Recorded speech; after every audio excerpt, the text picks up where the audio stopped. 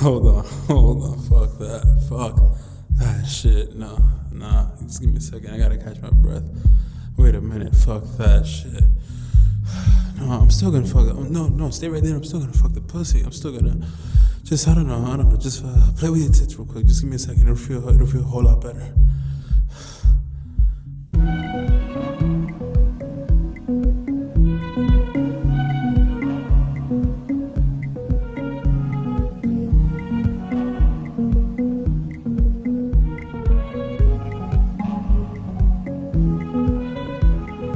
Listen, fucking you ain't too realistic. Squeezing the head of my dick tip right now, cause I'm falling apart.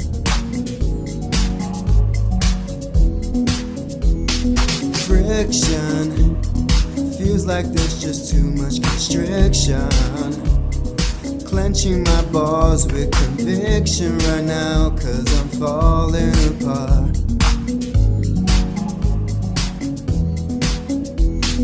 Blasting it from miles away, coming faster than Usain.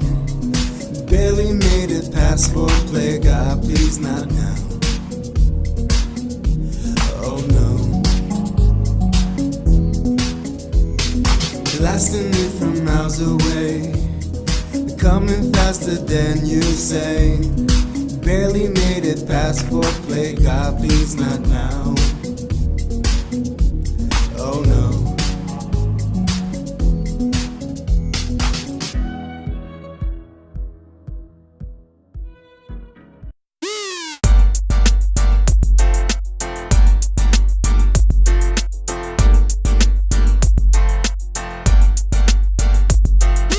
Hello. Is it me you're looking for? I can see it in your eyes. I can see it in your smile. You're all I ever wanted. And this is the BRONX Project Podcast. 'Cause you know that I'm Mirez.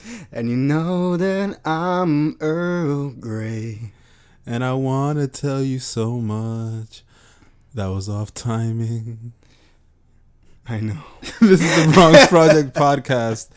I am your host, Mirez. And I'm your host. I'm your hero. I can be your hero, baby. I'm Earl Grey. And welcome, guys. Welcome to the BRONX Project Podcast. We're been getting some complaints in this business. You? Yeah, about I ain't get shit about our formatting. Suck a dick. Nah, I appreciate I don't want to be the guy who's like, hey, give me constructive criticism, and then when you give it to me, I'm like, well, fuck you. Fuck a duck. How do you fucking know? Nah. So we're gonna start off this episode the right way. Yes, we are. Here we go. With the beer of the week. Hey, we're going back to basics, having our little beer of the week in the start. So this week's the BRONX Project Podcast beer of the week is Samuel Adams Winter Lager, warm and festive. It's December, guys. This is Josh has been dying to have this be the beer of the week. Josh has been trying to have this be the beer of the week for damn near fucking a month. I think since actually October. Yeah. I'm not gonna lie to you. Since we've been looking at the pumpkin ales, I've been like, ooh, winter lager. Exactly like that. Yeah, literally like that. And he's like, no, we'll wait. And then every time we go see it, I'm like, let's do it. But You're let's like, do it now. No. But it's not December. It's not as festive. Yeah. So here we are on goddamn December. So you think November is still fall? So it'd be still inauthentic. It's not. I know, but yet. still, December is a winter month. You know what I'm saying? Yeah, I feel you. You know what I mean? Whatever. So yeah, this week's the BRONX Project beer of the week, It's a lager brewed with orange peel, cinnamon, and ginger. How you feel about it? It's better than the pumpkin ales. Yeah. I'll tell you that right now. Anything's better than the pumpkin ales. At this point, how we tortured ourselves. Can I just say that I feel like I haven't been in love with any of our selections lately. Can I just say that I'm in the same boat? I feel like we've plateaued. We plateaued in the beers that we liked, and I feel like we just go to basics. Nah, honestly. Nah? Like, I like discovering new beers and all that shit, but they're disgusting sometimes. Yeah. Like, we've fallen to a good couple of ones. Like, what was that? The bicycle one? Yeah. I know what you're talking about. It was like 2 weeks ago. Yeah, a few episodes That was a pretty decent one. Uh-huh. And then we had like, I don't know, man. Then we had the BRONX Brewery Pale Ale, which was pretty decent. It was just foamy. Oh no, we're talking about the Dykeman one. The Dykeman, yeah. The Dykeman brew was very foamy. It's like they didn't know how to control their foam. Where's your foam department? Who's controlling that? Who's managing that? I'm gonna write a formal complaint with your foaming department. Dear foaming department. What's the name of that fucking place you go to complain about businesses? What, 311? 311? Nah. 311 is a band, sorry. It's a word I'm looking for. Is there a place that you can... Is there a place? The Better Business Bureau? Is that it? Yeah. Oh, shit. I'm going to go to the Better Business Bureau and complain I didn't know there was such a thing. And complain about Dykeman beer companies foaming. Foaming a little too foaming much. Foaming at the mouth. Too much foam. I don't like it. Well, anyways, we digressed enough. I don't know. I don't like it. This is like the third beer in a row. You don't like that beer? Unhappy with it. It's winter. That's why. You're more of a summer man. Yeah. Summer beer, where it's like smooth. You calling me soft? I'm a summer child. No, I'm calling you. Fuck you. A summer man. Man. You were born in the summer, Steven. I'm using your birth name, Steven. You were born in goddamn July. So it must be the beers you like. Well, fuck, man. Just know I'm not soft. I'm not saying you're soft. You calling yourself soft. Just know that I was born in the... You were born on Independence Day. I was born in the early days of July. But my heart was born in winter. Really? All right. That's the most emo thing I've ever heard. Yeah, man. My heart was born in winter. Like I was born in July. And my dad, my dad got locked up in February. So it was the coldest winter. I'm not gonna lie to you. It sounds like kind of like an AFI song. Didn't you know? Or I was waiting on you. Or a Kanye West song from 808s and Heartbreak. My heart turned to stone when I heard the news. Is that how the lyrics go? Cause I just heard some real bad news. That's not how the lyrics go. It's the coldest winter. No, but there's a lyric. I just heard some real bad news, right? Like he just heard. No. That's a whole different song. We have to revisit. What are you talking about? We have to revisit 808s and Heartbreak. Fun fact about 808s and Heartbreak. Did you guys know that he did not curse one time in that album? Nah, man. You didn't need to. You just sound sad. Nah, he was because it was dedicated to his mom. Yeah, who passed away. Yeah. The only fucking Lil Wayne had to ruin it. Oh yeah. He said you say your ish don't stink, but bitch you're Mrs. PU. Why would you say ish and then just say bitch right after? I think that's how he said it. I just know he said ish, but still you ruin it because you're already implying the curse. You put the curse in my brain. Yeah. And now I'm saying it for you. Don't fucking make me curse for you. Say the curse. Just say it like a man. Say it like a man. Say the man you are. That's a good song though. Tell Kanye that you ruined this album for his mother. Mama, I'm sorry. Lil Wayne, he fucked it up. Yeah. Is that Lil Jon? I feel like that sounded more Lil Wayne this time. You got Lil Jon still. Nah, bro. Go ahead. Because I feel like Lil Jon is yeah, right? Uh-huh. But like I did yeah. Like I guess you got it. Wayne. That's more Wayne. I'm not gonna judge. I judged last time because it was obvious, but in this situation, I really all I eat shit. is calamari and pussy. Okay, all right. Alright. That doesn't sound like something Lil Wayne would say. Probably. Calamari and pussy. You know, two things that go together. Why not? Why not, Lil Wayne? Let me get some codeine. Does I feel like do it? Yeah, OD. He has a lot of. I thought that was just beyond him. Like, he's so old school. It's funny how I say that's old school rap because you listen to what goes on now. He's not old school. I feel like even with the new school shit, I feel like he's been keeping up with that. I mean, he just did a song. Yeah. He just did a song with fucking Justin Bieber and Quavo and Chance the Rapper. Yeah, he's gonna join in that, of course, because he needs to put his name out there still. But technically, to like people like my sister, maybe my brother, they say he's old school. They say he's most likely old school to them. And to me, I'm like, he's pretty relevant still, wouldn't he? To all the fake deep rappers, the OG gatekeep rappers, the would you take a break pretties rappers. Yeah, and it's kind of like me and Dad playing Tupac, and I'm like, that's old school. So you're saying that Lil Wayne is the new Tupac to these kids? Lil Wayne is new Pac. He's new. He's new Pac to the Tupac, to the new generation of. What is it, Centennials? Yeah. New generation Pac? Yeah, man. Isn't it Millennials? No, we're Millennials. They're Centennials. I wouldn't say that there's a generational divide already. I think they're part of our generation. Depends who you point your finger at. They are, though. I mean, because I don't want us to be pretentious. Like, don't do the thing or like, oh, no.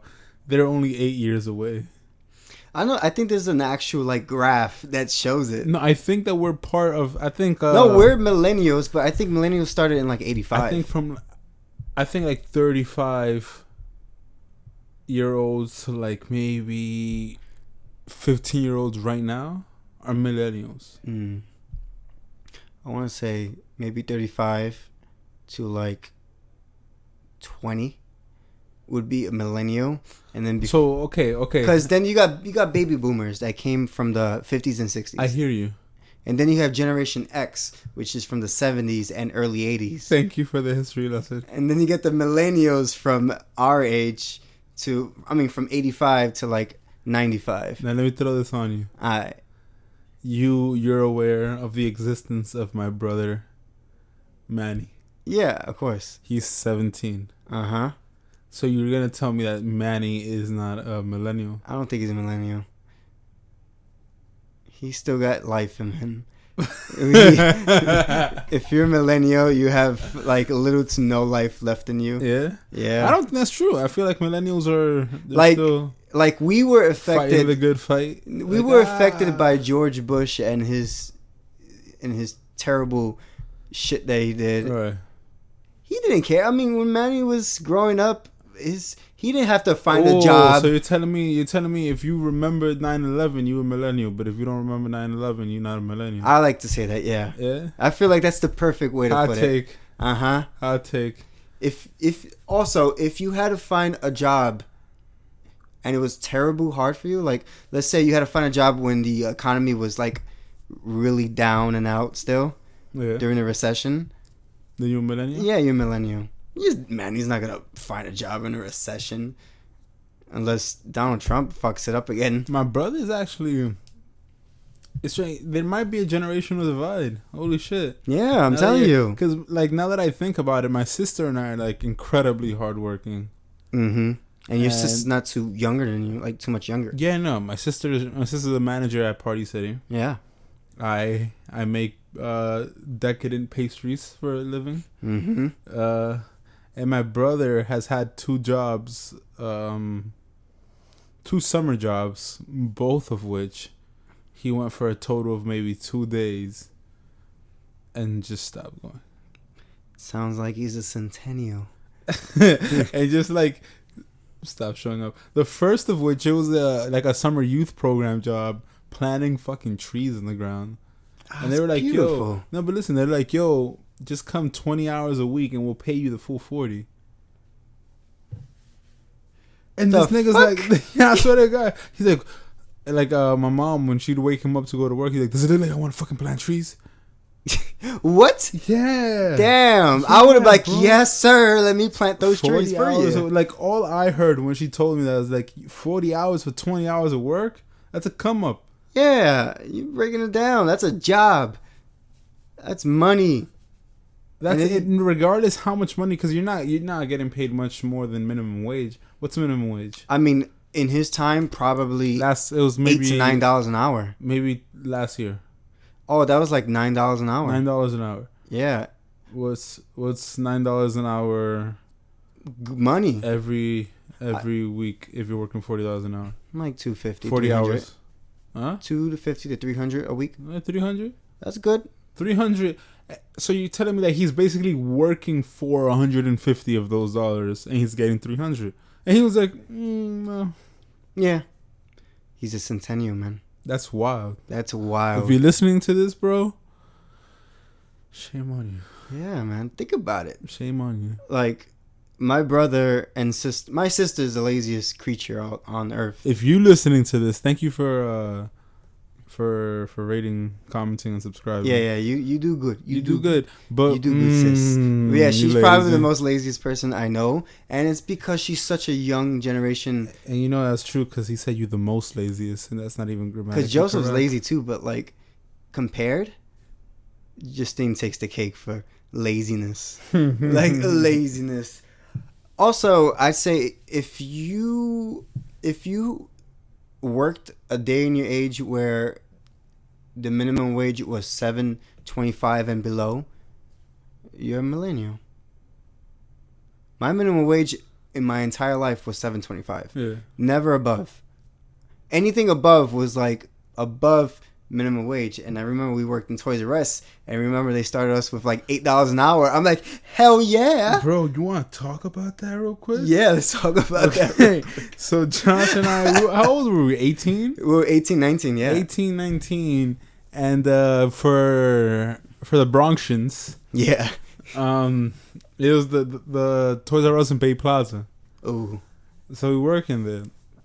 And I'm like, all right, boom, holiday season. We both seasonal. Yeah.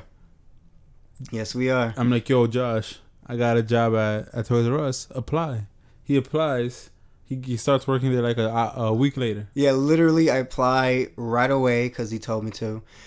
And a week later, they're like, all right, hey, come for an interview. Actually, no, 2 days after I applied, come for an interview. Yeah. Got the interview, scored it. A week later, I'm right beside you. I'm like, hey. And fucking some backstory.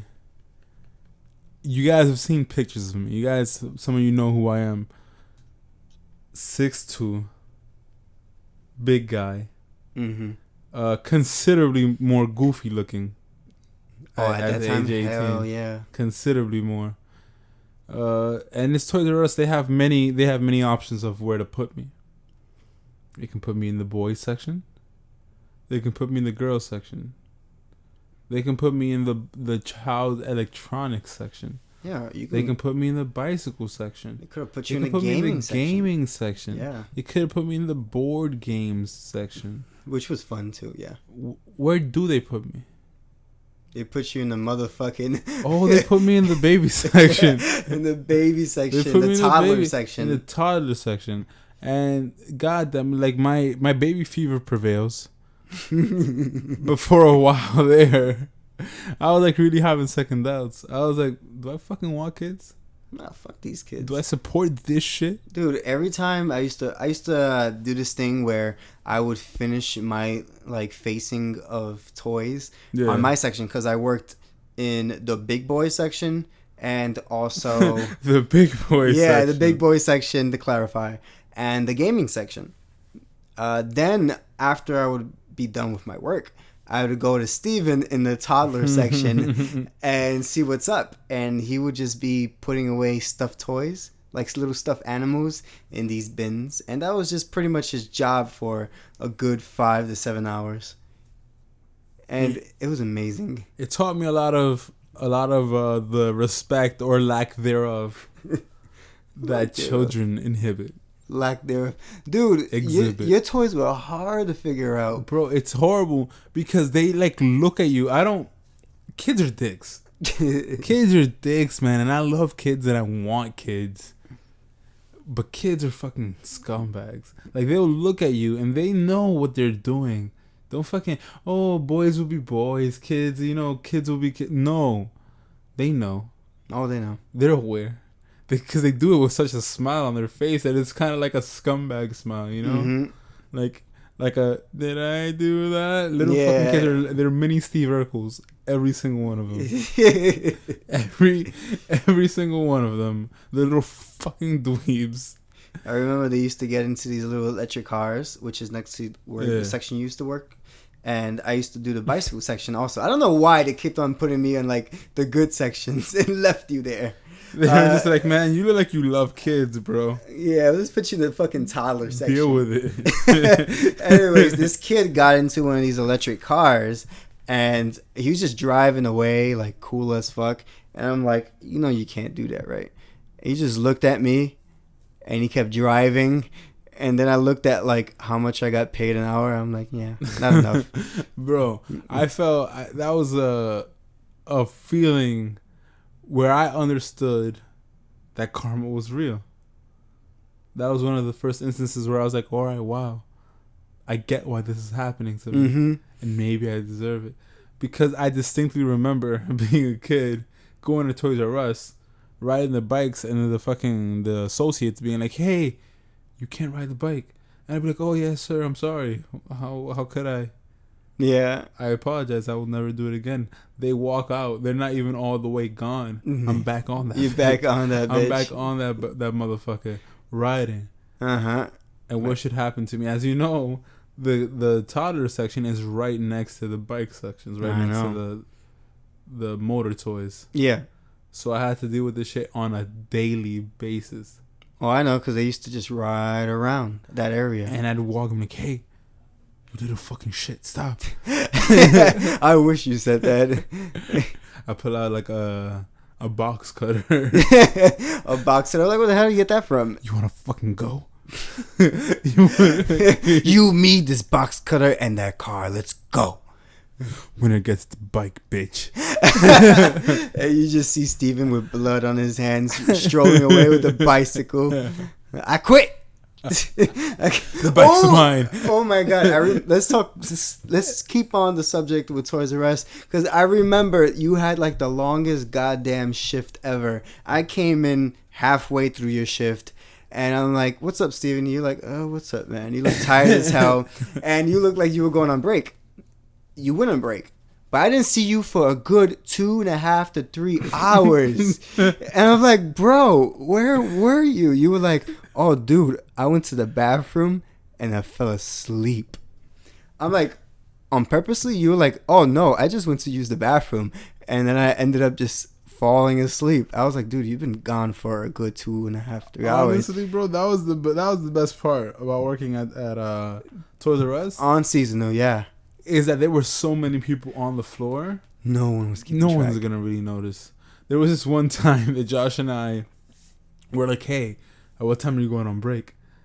And we coordinated our breaks. I'm like, "Yo, I gotta take my break like 30 minutes before yours." I sit down, I take my break. Then Josh comes in, and I'm like, "Fuck it, I'm gonna talk to Josh for a bit." And our manager comes in. He's like, "What are you guys doing?" And he's like, "Oh, Steven, you're on break, right?" I'm like, yeah. He's like, "All right, so if you're on break, just go out for your break, blah, blah." And I'm like, okay. Yeah. And then we ended up, mind you, we only get 30-minute breaks. in fucking Toys R Us. We ended up taking like an hour and a half break that day. Oh my god, that was great. We went to McDonald's. We hung out, we chilled for a bit, sat down, went back to the break area, sat down for a bit, went to work, and that was we had like 2 hours left to work. Yeah, you had like literally like 30 minutes, an hour left. Yeah. And you were gonna leave. You know, the fucked up part is that we're making it sound like we actually worked a lot, but the thing is that we worked like 2 days a week.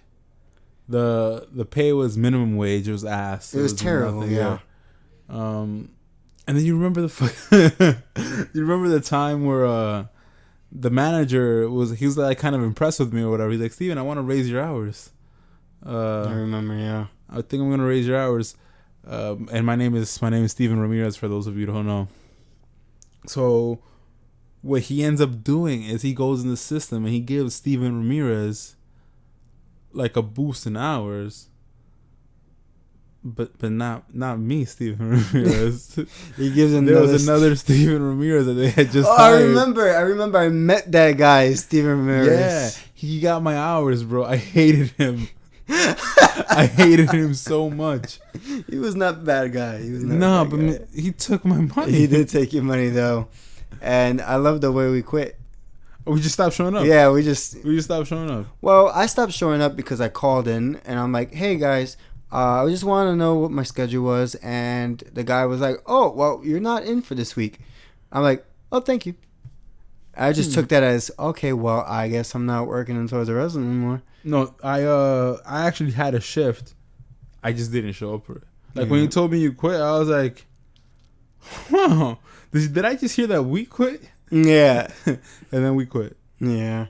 I mean, the week before, I just stood up all night. I think I skipped work twice for playing Skyrim. That was around the time, yeah. Yeah, I think 2 days straight just playing Skyrim. And then I feel like I called in to see what my hours were. And they were like, yeah, you don't work this week. And I'm like, well, I guess I don't work anymore. Then I just showed up to your house and we started working on St. Judas. Oh, yeah. This is when we had our band. Josh and I used to have a quote-unquote band. Yeah, we played music for a while. It was a long time ago. We had tickets and stuff for a show for Webster that we never performed for. We've talked about that before, but the scar never heals. Yeah, no, it hurts every day to know that we missed that situation. Every time I think about just, fuck you, bro. You're listening to this. He's listening. He was the guy. You're a dick. So fucking Thor Ragnarok came out this week. So I think last week came out Justice League. Yeah? Yeah. I think Thor came out before Justice League, no? Literally same time. Yeah. Like, I would say, like, same week, same time. I guess they were trying to compete. How do you feel about the lack of competition? They're saying Justice League is the lowest grossing DC film to date. And Thor Ragnarok, hey man, Marvel. Well, one's owned by Disney and one's owned by Warner Brothers. Yeah. One's going to win. DC is a good series. They have great superheroes. I'm a fan of DC. I love Batman, and that's it. I mean, that's the only reason why I pay so much attention to DC, because of Batman. Right. Superman's pretty cool too. Steven digresses. Fuck Superman. Superman, yeah. But yeah, it's a DC, and they're owned by WB. I nut kryptonite. They don't have that budget that Disney has for Marvel. And that's why Marvel does so great, because they have that budget and they have those actors and they have the directors that do everything and the producers. That's how a film works. Yeah, it is. But they just have it like a lot better than DC does. Yeah. And it's Disney. They just have more, what's the word that I'm looking for? Resources. Yeah, they have all the resources. And also they do it right. You've watched Marvel movies. Yeah. They do it right. They do superheroes right. Every Marvel superhero besides Ant-Man. So you're saying that Disney is like a Jewish man, and Warner Brothers is like an Irishman, whereas they're both like white, technically, but one's way more organized, and has more money. And has more money. Go ahead. Yeah. Yeah, and the other one's a little bit more reckless. Yeah. And he's like, fuck and it. he's like, Put it out there. I'm just gonna just throw it in there. We doing it. Yeah, exactly. Yeah. That's good. That's fine. That's Okay. fine. I don't have time for this. Okay. Yeah. Yeah, if you want to make that analogy. I just wanted to know. Yeah, no, you know now. Is that racist? Nah, it's a little anti-Semitic. Is it though? Is it though? It's playfully there.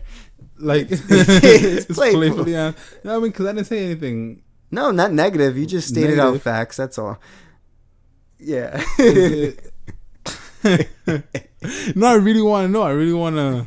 I don't want to be distasteful. Nah, that was very tasteful of a joke. I think. I mean, it's Hollywood. Huh? Hollywood. Most directors, producers are actually Jewish. That's what I'm saying. Nah, you got that right. I'm I pretty feel more. like you're allowed to say the truth if it's the truth. Yeah, I remember Disney being super anti-Jewish though. Oh Yeah, remember the back in the days. Yeah. Okay. You guys reclaimed Disney. Yeah, I helped you. Exactly. You're welcome. I helped you reclaim Disney. Yeah, sure thing. But yeah, the lack of competition is real. And the problem is, I just think Marvel movies are more digestible. Marvel movies are, by and large, just comedy.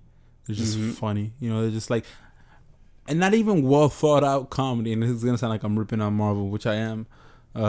It's just cheap jokes. Just cheap jokes. It's the same. Yeah. The same kind of comic relief in every movie, but it lands. Yeah, I feel like Marvel's like work thing, like their thingy, is that well, it worked. So what works. So let's use that, and that's pretty much every Marvel movie. They have the same concept. They have the same kind of like thing going on, Right. and it works for every single movie that they did. Besides Ant-Man, I like to go back to Ant-Man because it was a bad movie. What I will say, I didn't actually watch it, and I'm a Paul Rudd fan. Yeah, I love Paul Rudd, but what I will say about Marvel, where I think they got a leg up, is they fucking branching out and like genre wise. I heard they're working on like a horror movie. Mm-hmm. Spawn should be coming out, which should be a horror movie. They have comedies. They have Logan, which was basically a Western. Yeah, I loved Logan.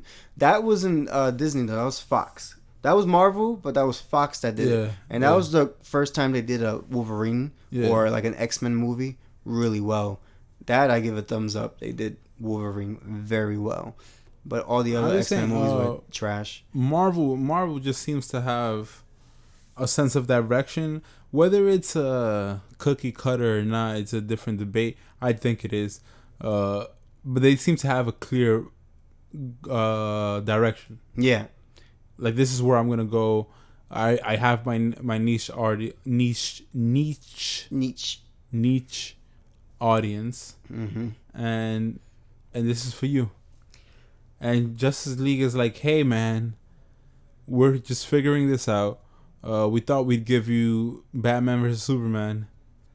And everyone was like, oh, why isn't Batman cracking jokes? And why isn't Superman cracking jokes? That's pretty much what happened. So they were like, you know what, let's try to do that. Yeah. So they try to manipulate, like we talked about in the other episode. Yeah. They try to manipulate that kind of like Avengers, Marvel kind of thing going on. And it didn't go really well at all. Yeah, that's the thing. That's not you. Yeah, it's not them. They did Batman versus Superman right. And I felt like if they stood with that plan, they would have achieved a goal, a personal goal. But is it easy to say that when you think about the fact that most people said that Batman vs Superman was bad? I like to say that they said it was bad because for them it was rushed. Like if you did go to movies, it was great, but there was some parts that you wish expanded a little bit more. It was a 2-hour movie to begin with, so it was long as hell. But if you ever watched the director's cut on a Blu-ray or online or whatever, there's a lot of detail in that. It's like a 3-hour movie. Yeah, and they filled in all of those blanks and they made that movie a great movie. That's the movie that should have went onto theaters. The director's cut, yeah. Like what, like 35, 40 minutes of extra footage? They put it all in, and that should have been the movie in theaters. Now with but the problem is, like, yeah, that should be the movie in theaters, but it's hard enough to sell a 2.5 hour movie. Imagine selling a 3 hour and 15-minute movie. Like, it's hard. Yeah, I get it, but and it doesn't help that the era we live in, the Millennials, Centennials is what you said, era. I think it's one and the same. It's hard. Like, things need to be easily digestible. Yeah. You need to go in there and just say, Thor is a big muscle head, but he plays dumb. Yeah. Right. Which is Thor's thing. All right. Bam. All right. Bam. We got a character. We have Hulk, which is a smart man, but sometimes he loses control. Bam. Boom. Our character. Then we have Captain America. Serious guy, boy next door, muscle.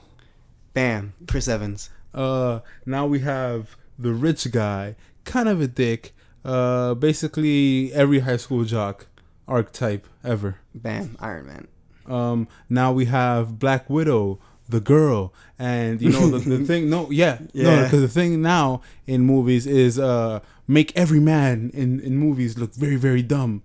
And the girl is the only voice of reason. Yeah. And boom. Bam. Black Widow. Scarlett Johansson. And then now you have Scarlet Witch. Another voice of reason. Which is a woman, yeah. And then, Quicksilver. Who died right away. Yeah. So that's Marvel. They have just it's very easily defined. It's very palatable. Yeah, and what I like to elaborate on the character part, and that's one thing that Marvel does right, is that they elaborate on characters. You think that's them doing it right? I would argue that that's them taking the easy way out. Like it just seems easy. The character just seems so. No, it's easy characters, but each character besides Black Widow and whatnot, they have their own movies. They all had Black their Widow own. Doesn't have her own movie? No, but she's in. I forgot. She was in Iron Man. That was a part of her movie. It was Iron Man and Black Widow and Captain America, Winter Soldier. Captain America, Winter Soldier. That's where this guy came in. His nemesis. Forgot his name. Was it the Winter Soldier that she was Winter in? Soldier. Was she in that? I think she was probably in that. It was because it was a Captain she wasn't America in that. movie. Civil War. Civil War. Civil War had all the characters inside of them. Yeah, even that's when they introduced Spider-Man. That's what they used that to introduce Spider-Man. You see that they have characters. Now with DC, this is why Justice League did kind of, I want to say this is why Justice League did poopy. I don't want to say kind of poopy. They did poopy is because they introduced pretty much Superman in a movie that came out a few years ago, actually. Man of Steel, which was a solid movie. Bro, that movie came out a while ago. Yeah, that's what I'm saying. A few years ago. Yeah. Man of Steel. All right, they kept that character, but they tucked it away. Now new management came in. All right, let's make a new movie. Let's introduce Superman, which we introduced already, and then let's put our new Batman in it, and then bam, we got ourselves a new movie, Batman vs Superman. Great movie. Too short. All right, let's skip. Let's get Wonder Woman there, who was in Batman vs Superman, which was great. A great introduction to a character. Same thing with the other superheroes, but they were really brief with the Flash and Aquaman and whatever. And then they didn't make any other movies between that besides Wonder Woman, which was actually a great movie. All right. Better than Justice League. But then they should have made a movie with her. All right, that's good. Then they should have made a movie with the Flash. Then Aquaman. Like, there should have been steps taken before Justice League was the movie. You're exactly. Right. I completely agree with that. Because now you're bringing in Justice League and no one cares about the Flash. Yep. No one cares. I'm sure people care about Aquaman because, what's his name? His character, Khal Drogo. Khal Drogo. What's his? Damn, I forgot his real name. The thing is, we were obsessed with him. I wouldn't say that we were obsessed with him. Steven, that's your workout. Yeah, that's your he's fitness. my fitspiration. Yeah, fitspiration. He's Yeah, my fitspiration, but I'm not gonna say I'm obsessed with him. You gotta look at him and you're like, yeah, I gotta work on that. Yeah. So Khal Drogo. Shoot, what's his name? Yeah, we gotta figure out his name because that's an important name in life. Jason Momoa. Boom. Yes. Yeah. So Jason Momoa is there, and he's like women go crazy over him. I think Jason Momoa plays a similar role in the. And that's a problem. Now they're just trying to copy what Marvel's doing. I think Jason Momoa fits the role of Thor, the guy who plays Thor. Yeah. Like they're a similar role. They're like the badass, long hair, muscle guy. Yeah. Except that they try to make Jason Momoa as badass as possible. Yeah. He's like, well, I don't like to do that. I just want to chill and fuck bitches. That was his role in being Aquaman. But the thing is, originally Thor's role was similar. Yeah. Or it wasn't fucking. But it was like, no, I am a battle god. I just want to eat and drink and battle. Yeah. You know, it was very, very primal. Yeah, exactly. I think. And then you have Cyborg, who, why is he there? Cyborg. Why is Cyborg there? I remember the Cyborg is there because it's a lot more expensive to have the Martian Manhunter. That's true. Or more expensive to get. Or more expensive to get Green Lantern. Green Lantern. Yeah, and they already did a movie about that. I think, who owns Green Lantern? They did a movie with. You think so? No way. Because they did a movie with Green Lantern, and this guy was Green Lantern. The guy who played Deadpool. Ryan Reynolds. Yeah. And he even made a joke about it in Deadpool. Don't put me in the green suit. Because they'll make the suit CGI. But yeah, they don't do I guess they try to rush it because they wanted to compete against Avengers. But the thing is, you can't compete with the Avengers as if you don't take their similar path. Listen, a good product sells itself. You don't have to rush your product along to compete with something. And there's no way. I don't understand how you could possibly expect a rush product to compete with a polished product. Yeah. Like Marvel, if nothing else, fleshed out this idea. Like you can see that we've been on this Marvel shit for like 7-8 years now. Mm-hmm. Wow, man. Wow, they took over the game. Which is the whole reason why. When did Iron Man 1 come out? Iron Man King, whoa. We're talking about like 2008 maybe? Yeah, man. Like damn near 10 years now. Yeah, dude. You know and then DC's just trying. And DC's like, all right, give us 3 years. We got this. We got ourselves a team. Because they did movies good. They did Batman movies good. Batman Begins, The Dark Knight. Yeah, but those don't count. Those don't count in this universe. Yeah. Not at all. So let me ask you a question. How do you fix DC? How do you fix DC? In 3 simple steps. I'll give you 3 steps. 3 steps. It could be less if you... No. First step. Make movies for your other characters. And in those movies, step 2, in those movies, introduce new characters. And in step 3, don't rush. Just don't rush.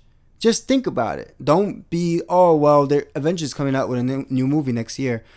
We gotta get Justice League to come out pretty much the same timeline. Nah, fuck that, man. Just take your time. Let them take all the revenue and then put out your movie somewhere far away from that movie. I got that. I'm gonna give you Go ahead. My 3 steps, which is it's more steps, but I'm just condensing it to 3. All right. Why my voice crack? I'm just condensing it to 3. Puberty, man. 25? 25? Bro, it's puberty. Fuck my life, bro. So step 1, Joker movie. Yeah. Ooh, that's right. Joker movie instantly breathes life into DC. And makes a lot of money. Instantly. Heck yeah. I don't think I would actually argue that I think a Joker movie would outsell anything Marvel's done.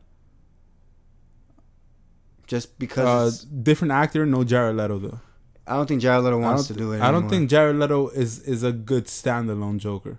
I think Jared Leto in the universe of what they were trying to do with the Suicide Squad. Yeah, he was a good fit. Yeah, but like But if you're think about Ben Affleck as Batman, that Joker I don't think was a good counterpart for that Batman. Yeah, you need someone equally as scary as Batman. Think for me personally, someone closer to Heath Ledger's, but sillier. A little sillier, yeah. I wouldn't know what actor would portray that perfectly. I'm gonna let them figure it out. So that's step 1. Step 1A. 1B. Flesh out the Bat Family universe. Aside from the Justice League, like we're not touching Justice League yet. We're just touching Batman. Just Batman. Because there's a lot of characters in Batman. Yeah. Just flesh out a Batman universe where the first movie that's coming out is the Joker. But obviously in a Joker movie, you can talk about what happened to Dick Grayson. Mm-hmm. You can talk about the Batman. You can talk about Oracle. You can talk about a lot of things. And then that sets you up for a movie about what happened to Dick Grayson. Or a movie about the Red Hood. Yes, or a movie, the Red Hood, yes. Or the Killing Joke. Uh-huh. They could be the first movie to make movies about the antagonist. Yeah. You know? But my point, like, even that, the Killing Joke. Uh-huh. Are you familiar with the comic book? Yeah, right? Of course. They could turn that into a movie. Yeah, and I feel like that's the path that they're trying to do with this Batman, is to have the Killing Joke be a thing. That's why this Batman is this Batman. So that's step 1. Step 1, Bat Universe. I think the Bat Universe has always been an integral part of whatever DC is. It's the biggest selling part. Yeah, I'd say Batman. Everyone loves Batman, and I think you gotta treat it as that. You gotta, like, you saw how big the Dark Knight trilogy was. Yeah, I think that Ben Affleck is a better Batman. Than I'd say what's his name? Than Christian Bale. Christian Bale. I think Ben Affleck is a better Batman, and I think if you he's willing to direct, he's willing to produce, and he's shown aptitude at directing and producing. Mm-hmm. Just give him the wheel. He's a comic book nerd. Yeah, he is. Ben Affleck's a huge comic book nerd. Just give him the wheels, and I think he'll deliver you a good product on the Batman side while you're working the Batman. Because you could have, like, DC has to do it the way Marvel was doing it, where it was like every year one movie, or you could do one quarter one movie, another quarter another movie. Yeah. So you already did Justice League. Sad to say, that was a mistake. Mm-hmm. But you already did it. What you do now is you do a Flash movie. Yeah. You do Wonder Woman 2. Yes. Then you introduce the Green Lantern. Yes. And that's the thing. Yeah. Justice League 2. Uh-huh. And now you're talking. Now you're talking in Justice League 2, the Legion of like the Injustice League. Yeah. The Injustice League. You could bring in the villains from the Flash movie you did, villains from the Green Lantern movie, which is the Yellow Lantern. Yeah. And they team up with Joker from the Bat universe, and you know what I'm saying? Like, now you're building it. Now you're building a universe. I'm sold. Yeah. Show me. I'll give you $100. Call me up. DC, call me up. He has a good idea though. Like, that would be a thing. I feel like in order to be original, it's to have like a villain movie. The good way. Email us at podcasttbp@gmail.com. Yes, and specifically write to let's start Mirez. Let's start negotiating at 6 digits. Yeah, it's per movie. Not bad per movie. I'm living over your house. No, but do you see, like, IDC that might take 4 years. But that's fine. 4 years packed of movies. But now you got in those DC? 4 years. Shit, man, you got material for 10 years. Exactly. And that's what Marvel did. Yeah. They spread it out, and then they had now. That's why they come out with a goddamn Avengers movie almost every year. But I'm telling you, the way they should have done it is they should have started off with a Joker movie, then done some Batman shit where you see Batman being Batman but getting older, because the Batman who joins the Justice League isn't prime Batman. Mm-mm. It's older Batman. Yeah, it's like wiser. He's in his 50s. He's tired already. Yeah. So you see him starting to like lose hope and become this guy, because that was the main focus in Justice League. Batman vs Superman. Sorry. Yes. Like, he doesn't care. He's becoming more aggressive, and this and that. You should have shown that. You should have shown him becoming that. Then boom, Batman vs Superman. Then in the end is Superman dies. And you should have had Batman and Wonder Woman looking for the Justice League. Yes, that would have been a Flash movie. Yeah, you could have they could have saved Superman. Like, all right, well, he's done with his movies. Let's make a bunch of other movies. Like Wonder Woman would go ahead and go find the Flash, and that'll be an entire movie by itself. And then you can introduce a Flash movie, a standalone after that, and then we call it. Batman's the guy who finds Aquaman, and then that's a standalone movie right there. Aquaman could have his own thing. He can go to Atlantis, which is a whole other shit. Listen, kind of hard to do because Aquaman is a kind of boring character, but you could have done it. You could have made it spicy. You could have made it so. How do I phrase? Like, they made an Ant-Man movie. Like, you know what I mean? Yeah. You could have garnered enough interest in Aquaman. They already had Jason Momoa. I think it's a lot harder now to backtrack and get there than if they would have just been like, all right, listen, we got a 5-year plan instead of a 3-year plan.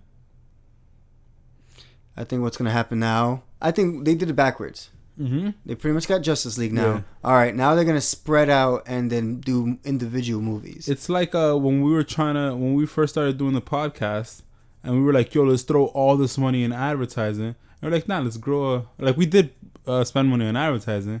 But we're like, let's grow a base first. Let's the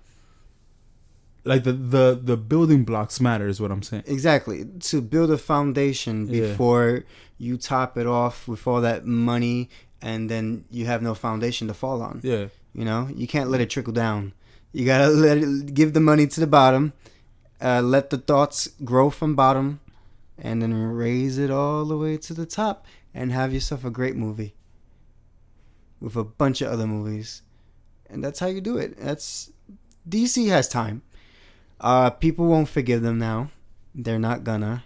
It's a very mediocre movie. It's not a terrible movie. It's just, I expect more, is what I'm saying. And I feel like the fans deserve more and expect more too. Honestly. But it's not going to be forever.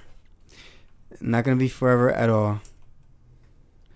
But yeah, let's spread on to better things. Something more positive besides two nerds arguing about goddamn comic books and movies. Man, hey. I think, hey now. Hey. I think if DC can take this as a learning lesson, a couple of weeks ago, Josh and I have been doing, this is going to be episode 14 that you guys are listening to, the BRONX Project podcast. Please follow us. Yeah, it is. You're right. Follow us on the BX Project. That's Twitter, that's Instagram, that's Facebook. It's wherever you want. We're on Apple, that's iTunes. We're on Google Play Music. We're on Stitcher. We're trying to get on Spotify. I believe that we'll be there up soon. Yeah. Where else are we on? iHeart? We're practically on everything, even on YouTube. We're on YouTube, yes. Yes. We recently, all of our shows are on YouTube now. You can listen to them on, just search for the BRONX Project. Yeah. That's it. And all of our episodes are underneath the playlist called Podcast. You find all of our episodes from the bacon episode all the way to XO Barista Life. Yeah. Honestly. And this is just a little ego stroking, a little shaft stroke, if you will.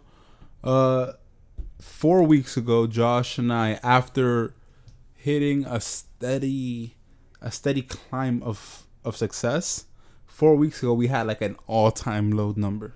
Yeah, like it was like really low. Like what, 4 or 5 people probably like listening.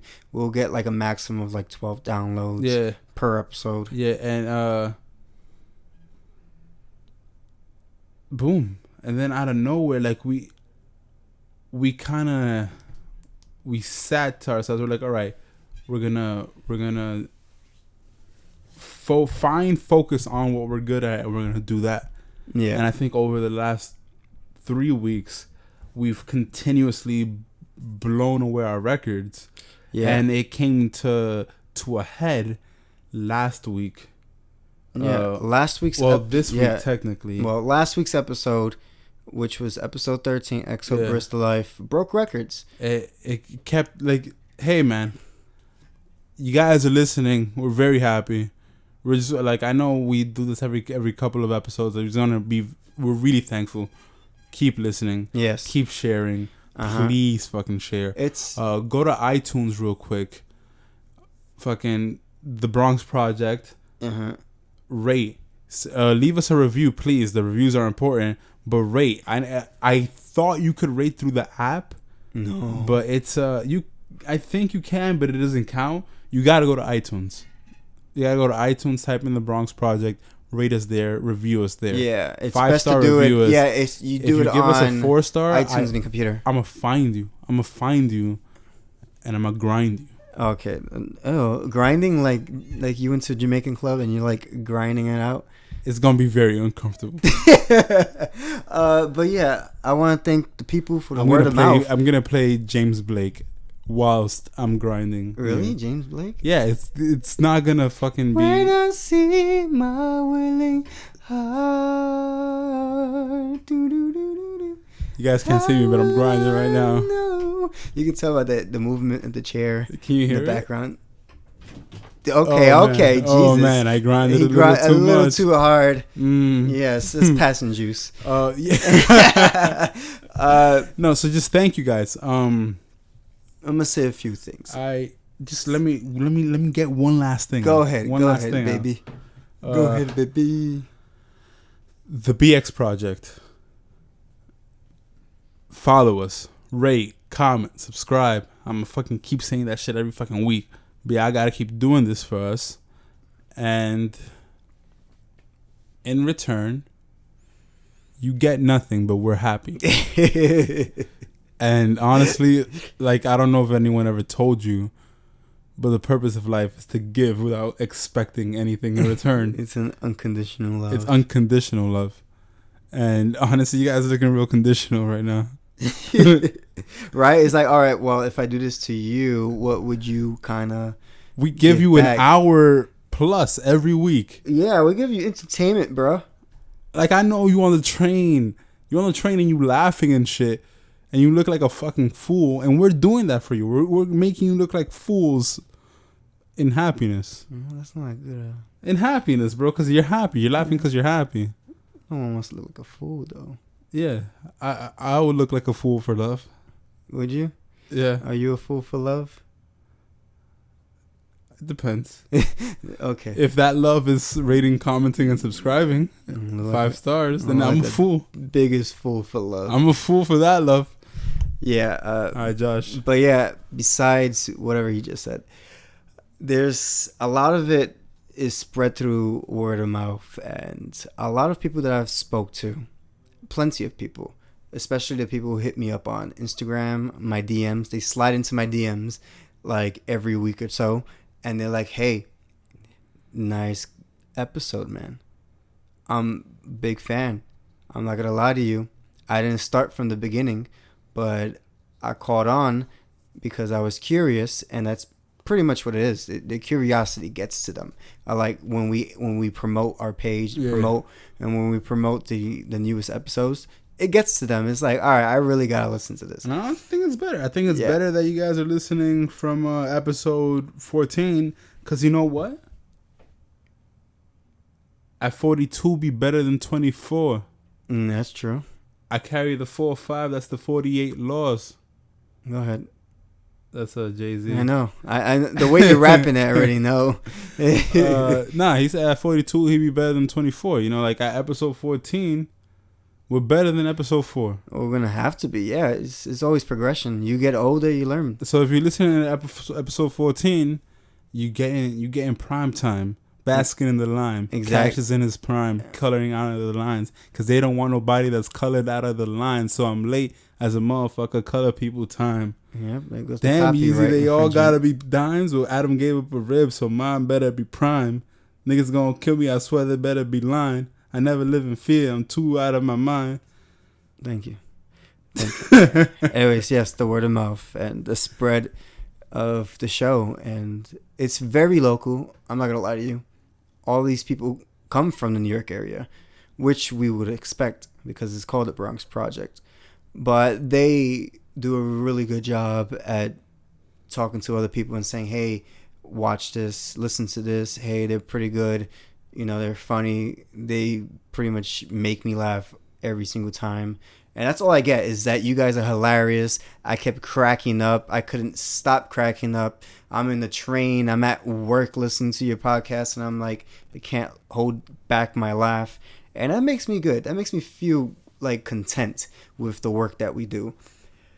And that makes me just want to do more and edit even harder and come up with better ideas with Mirez. And that's my job. My job is to come up with these ideas on every Sunday. Just sit down with this man in front of me and speak the truth. If I do say so myself. Yeah, okay. And speak the truth. The best man. In the most funniest of ways. I'm your best man, right, Josh? Yes, you are. Yes, you are. We've established this already. I need you to remind me every once in a while. I get a little down about myself. You're my best friend. Also my best man in my wedding. You didn't sound... It sounds kind of like a joke. I know.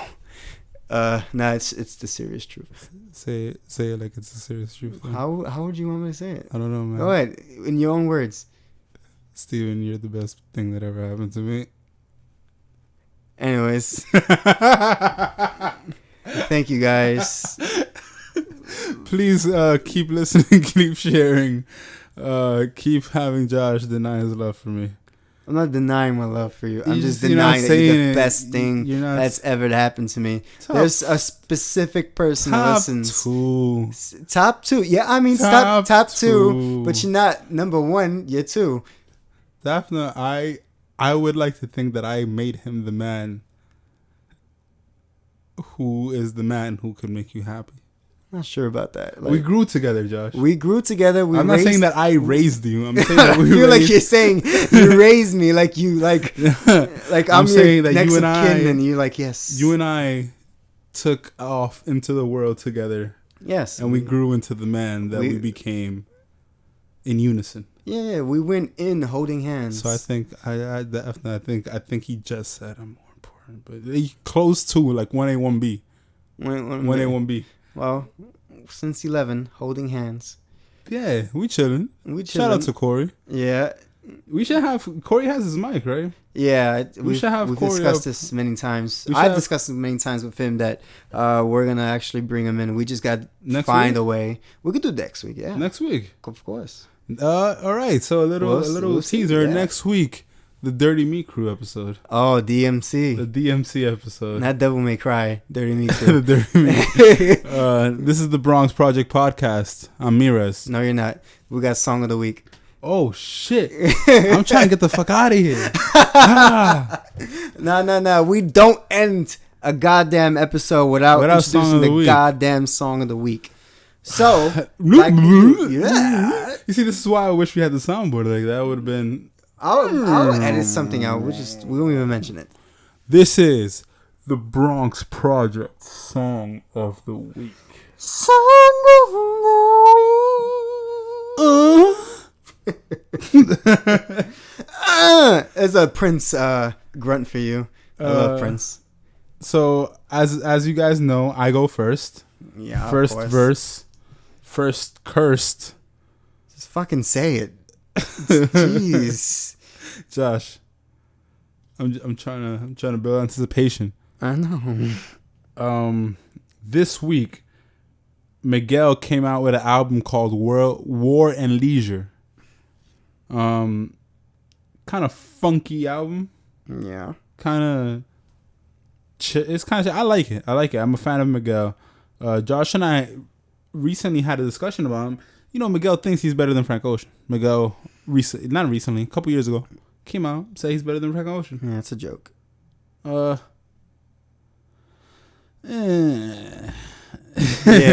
like I said, the problem. Like Miguel is not bad. It sucks to say. Great artist, yeah. But when you compare yourself, you got a nice little fucking what's a good journeyman's car? You got a Honda Civic. Yeah, 2018 Honda Civic. Yeah, you got a nice 2018 and it gets brand new year. And it gets you everywhere you want to go, and you don't have any problems with it. Yeah. In fact, it's a solid car. You like it, like you every time. You're like, all right, I like the way this car. I like the way it handles. I like the miles per gallon. You can like that car a lot. You can love that car. It can be your favorite car. It is still not a better car than a Bugatti. It is still not. It's like comparing apples to like amazing oranges. Brick of gold. Yes. It's like comparing apples to a brick of gold. Yeah. It's like, comparing. And I like apples, man. It's like comparing 7 to 100, honestly. I'll eat a good solid. Granny Smith with a side of peanut butter. Yeah, like and eat it. Yeah, it's I'm good. a big fan of Granny Smith. Sour apples in general, but Granny Smith, ooh. But yeah, I'll eat a Granny Smith. But if someone's like, hey, do you want this apple or this solid bar of gold? I'm gonna take the solid bar of gold. I'm never eating an apple again, bro. What I'm saying is that a Honda Civic is not a Cadillac. It's not. I said Bugatti. Because I think that their difference is that vast still. Oh, it's still pretty bad. I mean, you still can't compare a Honda Civic to anything, to a Caddy, anything above that level. You gotta think about it. He's the Cadillac of that genre that he is in. Yeah. I'll give you that. Okay. So in saying all of that backstory, we just ripped him. He is my song of the week. Yeah, we just ripped the whole. No, and we didn't. So that's the thing that I keep saying. I am a fan of Miguel. I wouldn't say I'm a big fan.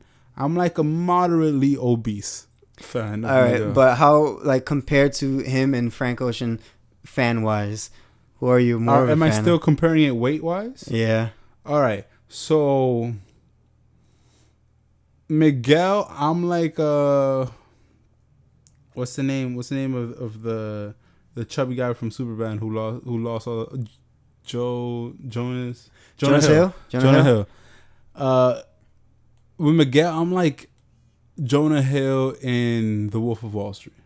That's pretty big, yeah. That's pretty okay. big. Yeah, it's pretty big. Uh-huh. But Frank Ocean is Jonah Hill, Superbad. Oh my God. Like, that's huge. Yeah. Yeah. Like, there's a vast difference. No, there's a pretty big difference there, yeah. It's almost not even the same. Like, the genre is the same. Like, it's kind of the same person. The genre is the same. But you look at the two and it's like, there's no way that's the same. When you can point something out, like, let's say you put two things together and you know which one's better than the other. Like, you just visually, that one. That one is Frank Ocean. Yeah. That's better. And then, don't get me wrong, there are Miguel songs that are better than Frank Ocean songs. Yeah, but Frank Ocean writes those songs like in sleep. The best Frank Ocean song blows away the best Miguel song. Oh, yeah. Whoa. And what to use the best Frank Ocean song? Best Frank Ocean song is, I think Pink Matter. Pink Matter for me. Yeah. Yeah, Pink Matter. Pink Matter. Or Pyramids. Pyramids is good. Because Pyramids, I think, I won't say it's a song that got me into him, because it definitely isn't. Mm-mm. But it's a song, when I heard that song and I heard that transition, which I still think about, still haunts my dreams.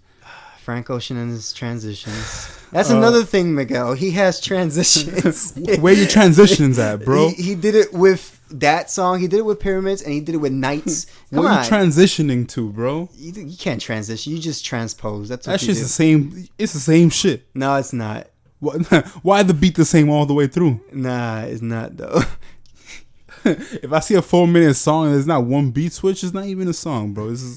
You just saying shit. Yeah. Anyways, going back to your song of the week. Man. Like I don't even think it's fair for me to make my song of the week. Might as well just pick a Frank Ocean song by this time. Oh shit! No, my song of the week is "Come Through and Chill" by Miguel, J. Cole, and Salam Remy.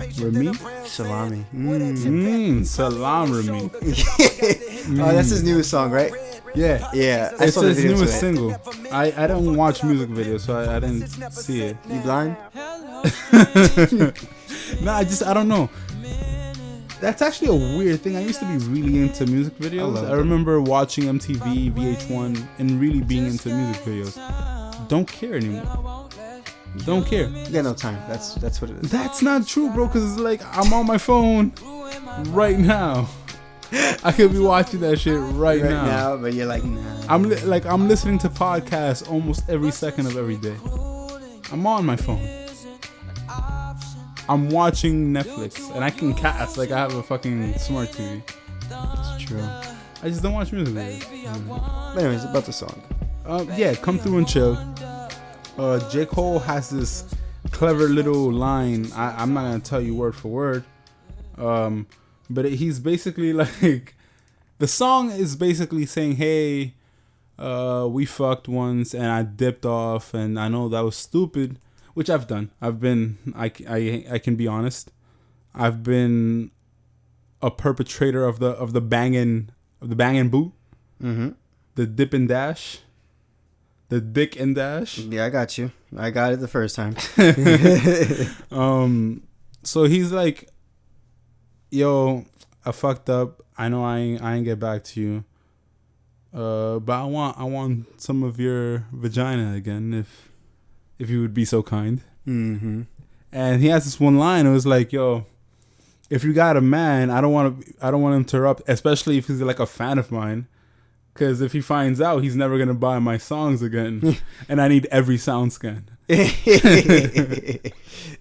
is, I thought that was really funny, and I thought, and I like shit like that because I feel like J. Cole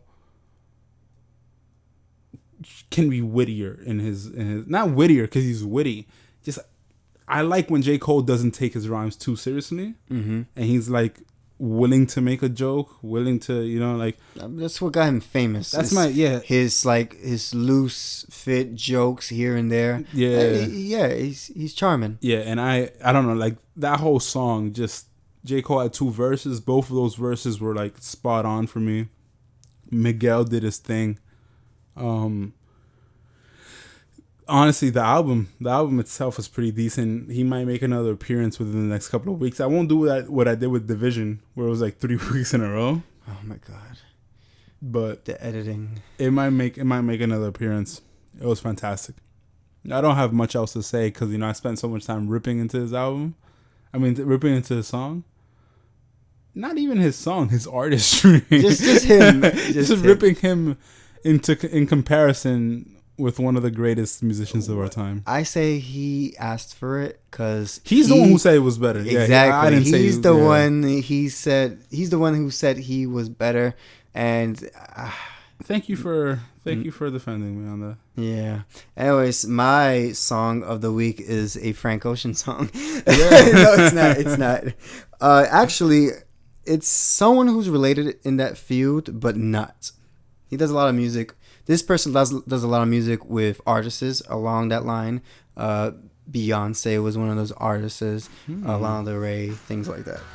Anyways, the song's name is Hollywood Forever Cemetery Singing by Father John Misty. You guys probably heard the name Father John Misty once or twice in your life. He's done collaborations with a bunch of artists. I just named 2 for you. Even Kid Cudi in Indie Cud, he did a song with him. Yeah, he's everywhere. Anyways, Indie Cud is My second least favorite album. Yeah, that was his first album after Man in the Moon 2, which was probably my first favorite album of all time, Man in the Moon 2. But yeah, Father John Misty, who is an artist who grew up. He grew up. Got it. Get it. Yeah. Through my thick head. Yeah, he grew up super religious. And one of his inspirations when he was a child was actually to become a pastor in his life. And I guess that's where the name Father John Misty comes from, because that's not his name. His real name is J. Tillman, Josh Tillman. Yeah. Hey. Yeah. Getting a little vain here. Yeah. But yeah, his influences in music is very much secular music that has a lot to do with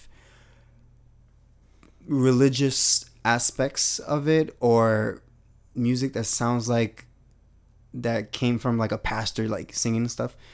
Anyways, the song is the opposite of all those things. It's a great song. It really gets you in the mood. Like you kind of like just want to jump up and down. I just love it because the chorus is pretty much Jesus Christ, girl, which was a sample that Kid Cudi used in his song. Yeah. Anyways, check out Father John Misty.